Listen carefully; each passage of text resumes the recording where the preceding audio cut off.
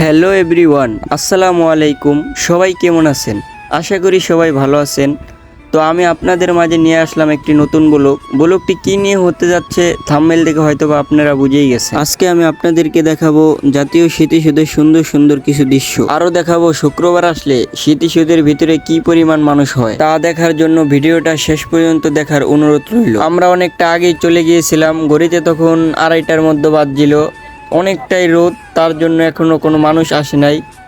এই জায়গাটা পুরাই ফাঁকা, যেখানে 3টা 4টা বাজলে পুরাপুরি ভরে যায়। ওই জায়গায় অনেক রোদ থাকার কারণে আমরা চলে আসলাম গাছের নিচে। আর এদিকে আইসা যা দেখলাম রে ভাই, এটা দেখার জন্য মোটেও প্রস্তুত ছিলাম না। এদিকে সবাই দেখি জোড়ায় জোড়ায় বসে রয়েছে। আসলে এরা কি বউ জামাই না অন্য কিছু, আল্লাহই ভালো জানে। আপনি এই জায়গায় ঘুরতে আসবেন, এরকম দৃশ্য দেখবেন না তা তো হতে পারে না। চলো এবার তোমাদের স্মৃতিসৌধের কিছু সুন্দর সুন্দর দৃশ্য দেখাই।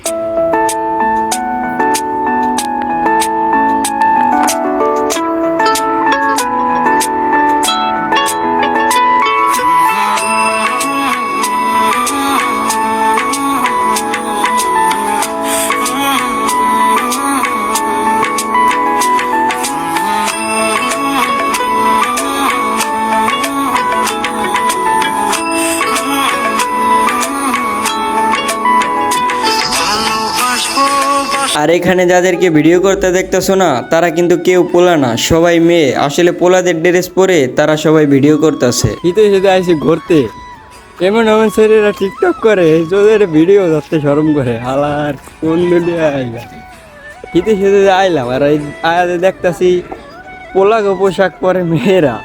আর এটার চোখে আমরা কোনো ক্যামেরাও ধরতে পারতাছি না। এটা নিয়ে কিছু বলো।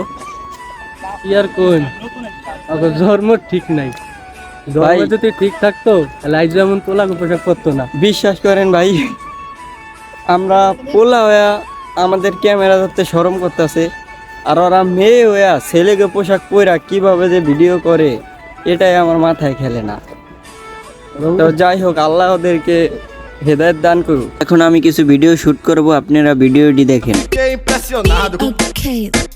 Periquita pra todo lado, já engatilhei a peça e mandei tirar o short. Quero ver se desce sobe no cano da minha Glock. Periquita vem descendo, periquita vem subindo, periquita vem descendo, periquita vem subindo, periquita vem descendo, periquita vem subindo, periquita vem descendo.